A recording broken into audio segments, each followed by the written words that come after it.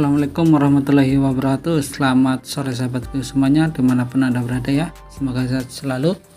Nah, pada video kali ini saya berbagi tips bagaimana jika kita mau bepergian jauh tetapi lokasinya kita belum tahu secara pasti. Nah, pada video kali ini ada dua aplikasi yang mungkin akan sangat membantu saat kita bepergian jauh ya, apalagi jika kita mau mudik lewat jalan yang mau kita lewati itu belum pernah kita lewati, atau kita mau menerobos gitu ya, atau kita cari jalan alternatif. Nah, di sini ada dua aplikasi yang sangat mendukung jika kita akan bepergian jauh. Yang pertama adalah Google Maps, bawaan dari aplikasi Android itu sendiri dari HP. Yang kedua adalah pilihan yang kedua adalah Waze. Nah, apa bedanya Waze dengan Google Maps? Untuk Google Maps kita akan ditampilkan dengan tampilan peta yang sangat lengkap ya, sangat lengkap. Ada kondisi lalu lintas juga. Nah, jika Waze itu jauh lebih ringan, dalam arti lebih sederhana tapi juga sangat membantu ya. Nah, seperti apa? Kita simak saja videonya. Yang pertama adalah kita menggunakan aplikasi Google Maps ya. Nah, kita harus nyeting lokasi dulu. Kita buka Google Map-nya. Ini adalah tampilan Google Map ya, begitu lengkap ya, dengan berbagai fasilitas atau fitur-fitur yang ada. Kita bisa mencari lokasi yang kita tuju ya. Misalkan kita ke Banyumas dari lokasi kita sendiri. Nah, di situ nanti akan ditunjukkan dengan rute yang direkomendasikan oleh Google ya. Di situ ada garis warna biru dan kuning. Apa perbedaannya? Kalau biru itu lancar, kalau kuning itu agak macet ya. Tapi beda lagi nanti. Nah, itu adalah garis warna kuning menandakan agak macet.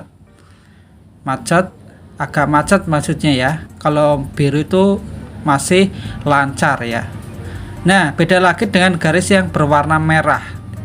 Garis yang berwarna merah itu menandakan bahwa sekitar situ terjadi kemacetan ya, seperti pada gambar tersebut. Contoh berikutnya adalah kita pergi ke Kebumen. Di situ ditunjukkan rute yang disediakan Google, ada garis biru dan kuning.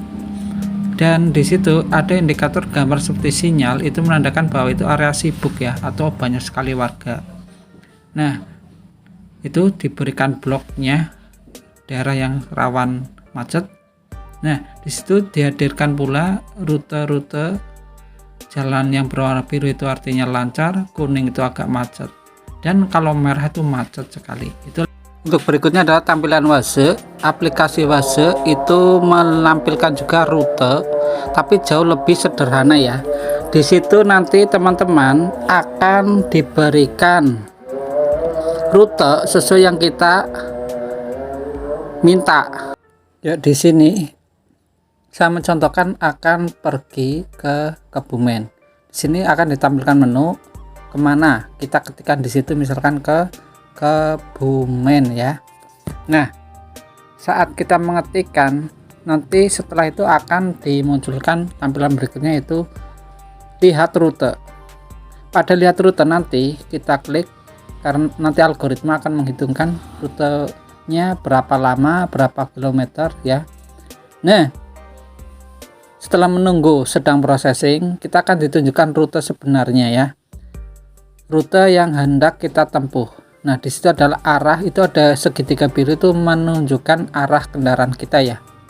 Nah, itu tampilan petanya masih membujur ke atas. Kita setting ke tampilan yang sebenarnya itu dengan menunjukkan ke arah utara ya, sesuai dengan peta pada umumnya. Nah, kita sudah putar, itu bisa diputar manual kok, itu bisa diputar manual. Nah, di situ kita menghadap ke arah utara, sudah benar petanya. Di situ ditunjukkan jalan yang akan kita tempuh ya.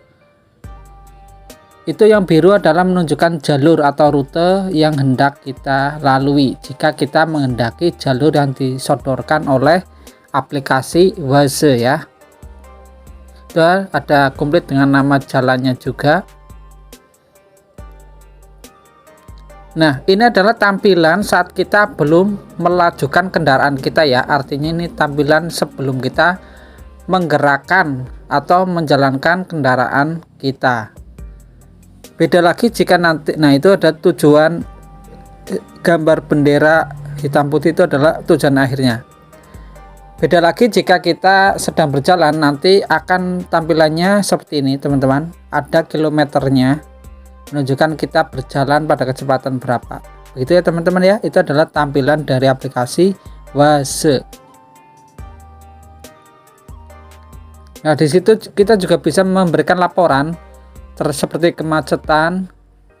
Kita langsung saja melaporkan. Di situ ada tombol lapor itu yang ada gelembungnya, balon udara, gelembung balon ya. Jika kita melaporkan, nanti artinya sesama pengguna Waze nanti akan bisa mengetahui bahwa lokasi yang kita tandai terjadi kemacetan. Itu real time, artinya itu bisa diakses oleh semua orang yang sedang menggunakan aplikasi Waze. Itu misalkan saya memberikan keterangan terjadi kemacetan misalkan ya, di jalan mana, itu nanti disampaikan, terus nanti oleh Waze akan diupdatekan. Itu seperti itu ya. Sama sebenarnya seperti Google Map. Nah, melaporkan yang lain seperti terjadi tilangan misalkan, atau yang lainnya seperti harga BBM atau yang lainnya yang ada di tampilan menu lapor di Waze. Seperti itu ya teman-teman ya. Itu adalah tampilan dari Waze. Pada Waze kita bisa memilih mode berkendara ya, dari sepeda motor atau kendaraan roda 4 yang bermacam-macam ya.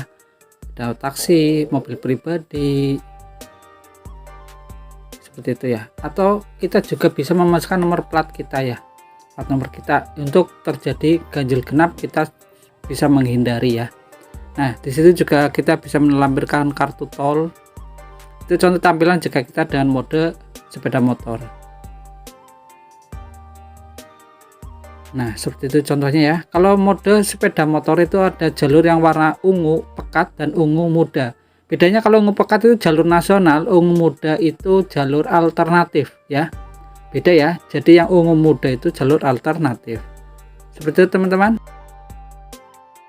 Jika teman-teman menanyakan bagusan mana antara Google Map atau Waze, saya pribadi lebih cenderung ke Waze. Kenapa? Pengalaman pribadi saat saya pergi ke Semarang, saya menggunakan Google Map, saya pernah tersesat ya. Kemudian saya beralih ke Waze, alhamdulillah saya ditunjukkan rute yang lebih sederhana yang memungkinkan saya bisa lewat tanpa tersesat. Gitu ya teman-teman ya. Jadi kalau untuk tanya rekomendasi, saya lebih memilih ke Waze. Demikian teman-teman, kurang lebihnya mohon maaf. Sekian, terima kasih, selamat hari raya, wassalamualaikum warahmatullahi wabarakatuh. Mohon maaf lahir dan batin.